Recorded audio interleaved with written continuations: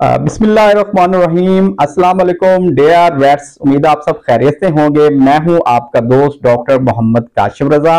आज एक नए सेशन के साथ हाजिर खिदमत हूं।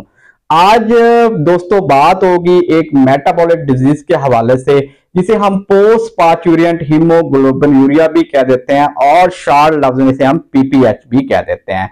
तो आज इस वीडियो के अंदर दोस्तों हम मेन फोकस करेंगे, ज्यादा फोकस करेंगे इस बीमारी की साइंटिफिक ट्रीटमेंट और एक स्टैंडर्ड ट्रीटमेंट के बारे में, और थोड़ी सी रोशनी डाल लेंगे कि ये क्या होता है और इसकी अलामतें क्या होती हैं, क्योंकि मेरा वेट इसके बारे में, मेरे तमाम वेट जानते हैं कि इसकी क्या अलामतें होती हैं और इसकी क्या वजह होती है।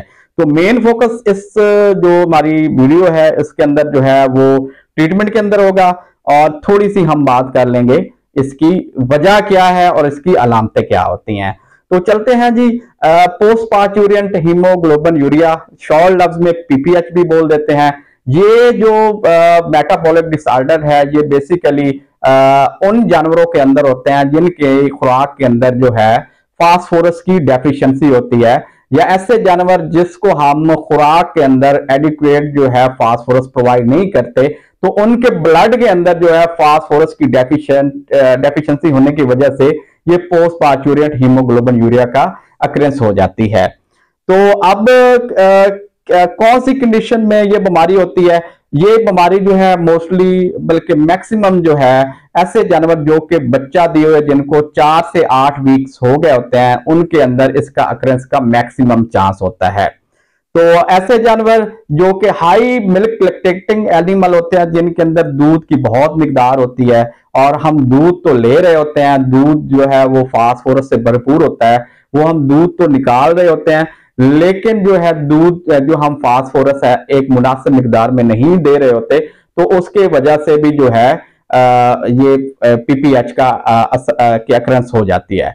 और इसके अलावा नेगेटिव एनर्जी बैलेंस वो भी एक बहुत बड़ी वजह है इस पीपीएच की। और इसके अलावा ऐसे जानवर जो कि तीसरे से छठे सूबे के दौरान होते हैं, उनके अंदर इसकी अक्रेंस बहुत ज्यादा होती है। और उसके अलावा ऐसे जानवर जो कि बूढ़े होते हैं, जिनकी उम्र बहुत ज्यादा होती है, तो उनके अंदर भी पीपीएच का होने का बहुत ज्यादा खतरा होता है। तो अब चलते हैं कि इसकी अलामतें क्या हैं। मेरा तमाम वेट्स जानते हैं कि इसके अंदर जो है इंट्रावास्कुलर हीमोलाइसिस होती है। तो इंट्रावास्कुलर हीमोलाइसिस की वजह से जो है यूरिन के अंदर जो है ब्लड आना शुरू हो जाता है, और इस स्पेसिफिक टर्म को हीमोग्लोबिनूरिया का नाम हम देते हैं। तो क्योंकि आरबीसीज की लाइसिस हो रही होती है, और हीमोग्लोबिन जो है वो रिलीज हो रही होती है ब्लड स्ट्रीम के अंदर, और किडनी के थ्रू जो है वो यूरिन में शामिल होकर यूरिन का रंग जो है वो लाल कर देती है। और इसके अलावा जो है जानवर जो है वो आहिस्ता आहिस्ता खाना पीना कम कर देता है, और जानवर जो है फिर एनीमिक हो जाता है, क्योंकि पूरा ब्लड ही आ रहा होता है जिस्म के अंदर से। और उसके अलावा जो है जानवर जो है उसके, अगर जिस्म पर आप हाथ रखेंगे तो उसके बाल जो है वो गिरना शुरू हो जाएंगे। और उसके अलावा जानवर जो है अगर उसको प्रॉपर तरीके से मैनेज नहीं करेंगे तो जानवर की डेथ हो सकती है। तो ये थी थोड़ी सी इसके बारे में डिस्कशन। अब मेन बात करेंगे इसकी स्टैंडर्ड और जो साइंटिफिक ट्रीटमेंट है पीपीएच की, वो क्या होती है, उस पे हम ज्यादा फोकस करेंगे। तो मैं कुछ चीजें अपने वेट्स को ऐसी बताऊंगा जो कि हमने अपनी ट्रीटमेंट के दौरान बिल्कुल इन चीजों को इस्तेमाल नहीं करना, और कुछ जो है वो स्टैंडर्ड ट्रीटमेंट होगी, वो आगे एंड में जाकर उस पर डिस्कशन होगी। तो पहली वो कौन सी 7 से 8 चीजें हैं जो कि हमने इस पीपीएच की ट्रीटमेंट और इसको मैनेजमेंट करने में करनी है। सबसे पहली चीज जो है, हमने, क्योंकि इस बीमारी के अंदर फास्फोरस की डेफिशिएंसी होती है, तो हमने जो फास्फोरस का जो सोर्स है वो हमने ऑर्गेनिक बिल्कुल नहीं देना। हमने हमेशा फास्फोरस का सोर्स जो है वो इनऑर्गेनिक देना है, क्योंकि इनऑर्गेनिक फास्फोरस ही बायोलॉजिकल एक्टिव है, और जो ऑर्गेनिक फास्फोरस है वो बायोलॉजिकल एक्टिव नहीं है। हमारी मार्केट के अंदर, चाहे पाकिस्तान हो या इंडिया हो, उसके अंदर जो है फास्फाइड और हेपोफास्फाइड जो है वो बहुत ज्यादा मार्केट के अंदर मौजूद है और इंजेक्टेबल फॉर्म में मौजूद है। और धड़ जो है हमारे वेट्स जो है इनको इस्तेमाल कर रहे होते हैं। हालांकि ये ऑर्गेनिक फास्फोरस का सोर्स है, उसमें 2 सबसे बड़ी मसाले आती हैं, टोल्डम फास सोडियम की और उसके अलावा ब्यूटाफास्फान की। ये दोनों जो चीजें हैं वो ऑर्गेनिक फास्फोरस का सोर्स है। ये जो है फास्फाइट और हेपोफास्फाइट है, तो ये बियोलॉजिकल एक्टिव नहीं होती और ना ही जानवर के जिस्म के अंदर कोई ऐसा मैकेनिज्म या प्रोसेस होता है जिसके जरिए इनको फास्फेट के अंदर कन्वर्ट करके बियोलॉजिकल एक्टिव किया जा सके। तो हमने जो है ऑर्गेनिक फास्फोरस जो है वो बिल्कुल नहीं इस्तेमाल करनी, जैसा कि ब्यूटाफास्फान और टोल्डेम फास सोडियम मार्केट के अंदर मैं नाम नहीं लेना चाहूंगा, लेकिन मेरे वेट्स जो है इनके बारे में बहुत ज्यादा जानते हैं। तो इनको आपने खुदारा अपनी प्रैक्टिस के अंदर खास तौर पे पीपीएच की जो ट्रीटमेंट है इसके अंदर फास्फोरस का सोर्स नहीं देना, क्योंकि ये बियोलॉजिकल एक्टिव नहीं है। आपने जब भी देना है तो इनऑर्गेनिक फास्फोरस का सोर्स देना है जो कि फास्फेट में कन्वर्ट हो सके और जो है जिस्म का हिस्सा बन के एटीपी जो है उनकी प्रोडक्शन कर सके। तो दूसरी चीज चलते हैं, ट्रीटमेंट के अंदर डेक्सट्रोज जो है उसका इस्तेमाल नहीं करना। बिल्कुल हम 5% मार्किंग के अंदर 10% भी 25% भी जो इंजेक्टेबल फॉर्म में इंजेक्शन मौजूद होते हैं तो उनका आपने इस्तेमाल बिल्कुल नहीं करना। उसकी वजह मैं आपको बताता हूं कि क्योंकि डेक्सट्रोज जो है वो बेसिकली इंसुलिन की प्रोडक्शन को ब्लड के अंदर इंक्रीज कर देता है और ये जो इंसुलिन है जाके ये कंपार्टमेंटल शिफ्टिंग कर देती है फास्फोरस की, ब्लड के अंदर से फास्फोरस को निकाल कर जो है सेल के अंदर उसको मैक्सिमम कर देती है। ऑलरेडी हमें पता है कि आरबीसीज की जो डिस्ट्रक्शन जो हीमोलाइसिस हो रही होती है वो ऑलरेडी क्योंकि फास्फोरस की डेफिशिएंसी की वजह से हो रहती है, क्योंकि उनकी मेम्ब्रेन जो है उसके अंदर फास्फोलिपिड्स होते हैं और फास्फोलिपिड्स जो है उनके लिए आपको पता है फास्फेट्स की जरूरत होती है। तो ऑलरेडी आरबीसीज जो है वो ब्लड डेफिशिएंट होता है फास्फोरस के अंदर, और जब हम डेक्सट्रोज का कोई भी सोर्स लगाएंगे तो वो जाकर जो है ब्लड के अंदर से फास्फोरस को निकाल कर उसकी कंपार्टमेंटल शिफ्टिंग कर देगा और वो फास्फोरस को सेल्स तक पहुंचाएगा, जिसके वजह से मजीद जो है केस जो है वो लंबा चला जाएगा और जानवर की डेथ भी हो सकती है। तो दो चीजें हो गई। तीसरी चीज, आपने ऐसी कोई चीज नहीं होती जिसकी चीज नहीं देनी जिसकी वजह से अल्कलोसिस का मसला पैदा हो बॉडी के अंदर, तो आपने ऐसी कोई चीज नहीं देनी। खास तौर पर रिंगल लैक्टेट जो है वो आपने बिल्कुल इन्फ्यूजन नहीं करनी, क्योंकि रिंगल लैक्टेट के अंदर आपको पता है इलेक्ट्रोलाइट्स होती हैं और सोडियम लैक्टेट होता है।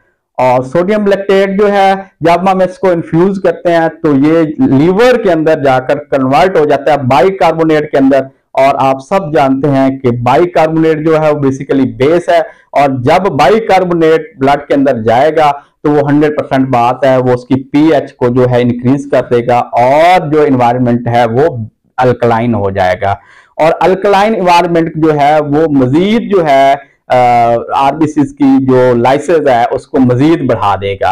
तो हमने जो है रिंगल लैक्टेट का भी इस्तेमाल नहीं करना। चौथी चीज जो है वो प्रोपियोनिक एसिड जो है मार्केट में मुख्तलिफ पाउडर फॉर्म्स में भी आते हैं और इसके अलावा इंजेक्टेबल फॉर्म्स में भी आते हैं। तो हमने प्रोपियोनेट्स या प्रोपियोनिक एसिड का इस्तेमाल नहीं करना, क्योंकि ये भी जो है ग्लूकोनियोजेंसिस का अमल को तेज करते हैं और इंसुलिन की मिकदार को ब्लड के अंदर बढ़ाते हैं। तो फिर वो इशू आएगा कंपार्टमेंटल शिफ्टिंग का, फास्फोरस की कंपार्टमेंटल शिफ्टिंग का, ब्लड के अंदर से जो है फास्फोरस को लेकर वो सेल्स के अंदर बढ़ा देगा फास्फोरस को, तो फिर आरबीसी की लाइसेंस जो है वो मजीद बढ़ जाएगी। और पांचवी जो चीज है वो हमने अक्सर ये प्रैक्टिस होती है कि ब्लीडिंग हो रही होती है, हीमोलाइसिस हो रही होती है और जो है हीमोग्लोबिन यूरिया का अमल चल रहा होता है, तो क्योंकि जानवर अनीमिक हो जाता है तो उसकी कमी को पूरा करने के लिए अक्सर जो है आयरन जो है वो यूज होता है।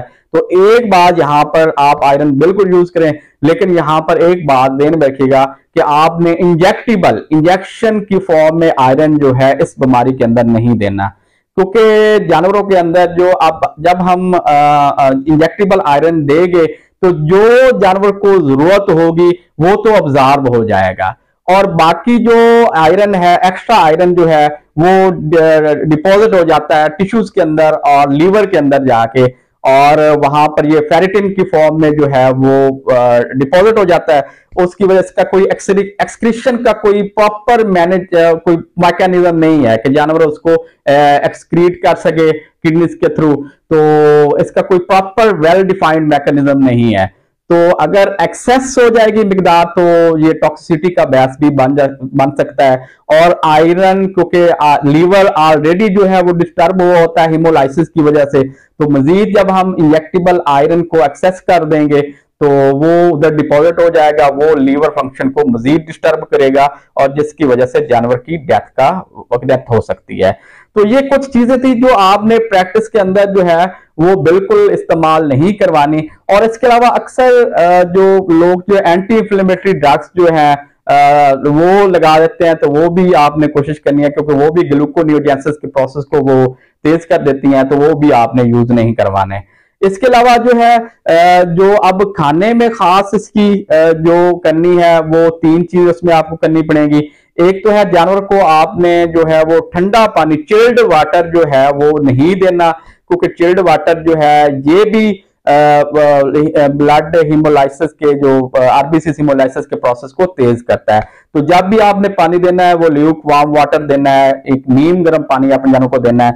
और जो कोल्ड वेदर है, क्योंकि आगे सर्दियां आ रही हैं, तो कोल्ड वेदर से भी जानवर को आपने बचाना है, क्योंकि कोल्ड वेदर की वजह से आपको पता है मजीद एनर्जी की जरूरत होती है जानवर को मेंटेनेंस करने में।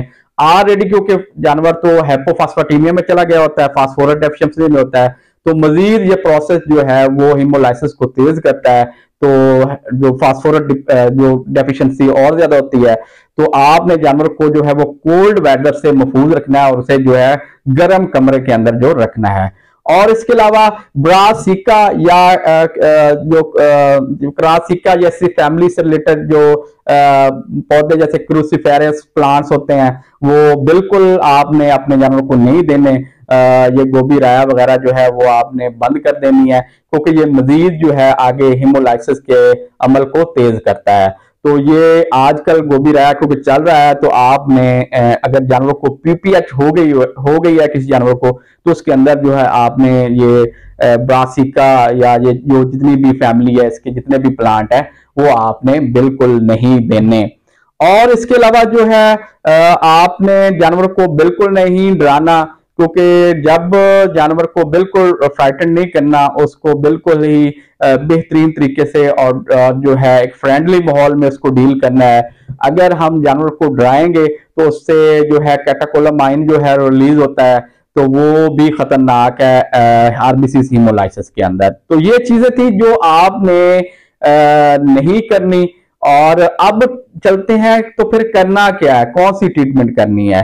तो सबसे पहले जो काम है, क्योंकि जानवर अनिमिक होता है, तो सबसे पहले काम तो ये करना होता है कि आप जो है ब्लड की ट्रांसफ्यूजन करें। तकरीबन जो है 4 से 6 लीटर तक जो है ब्लड जो है वो जानवर को लगा दें, और ये 48 घंटे के लिए इंशाल्लाह बेस्ट रहेगा। उसके बाद अगर जरूरत पड़ी तो फिर आप लगा सकते हैं। पहला काम तो ये करना है। अब क्योंकि आरबीसी हीमोलाइसिस की वजह से, हीमोग्लोबिन यूरिया की वजह से जो है वो किडनी फंक्शन जो है वो डिस्टर्ब हो गया है, तो इसके अंदर आपने फ्लूइड थेरेपी करनी है। तो फ्लूइड थेरेपी जो करनी है वो क्रिस्टलाइड जो सोल्यूशन है उससे आपने करनी है। क्रिस्टलाइड सोल्यूशन में नॉर्मल सलाइन आ जाता है, तो वो भी इस सूरत में करनी है कि उसको अगर आपको प्लस माइनस अगर जानवर का बचना नामुमकिन है और इसकी फ्लूइड थेरेपी बहुत जरूरी है, तो वहां पर आपने जो है वो फ्लूइड थेरेपी जो है वो क्रिस्टलाइड्स जो है सोल्यूशन है उनसे आपने करनी है। अब तीसरी चीज जो मोस्ट इंपोर्टेंट है कि फास्फोरस का सोर्स जो है वो पहले भी मैंने आपको बताया कि इनऑर्गेनिक देना है।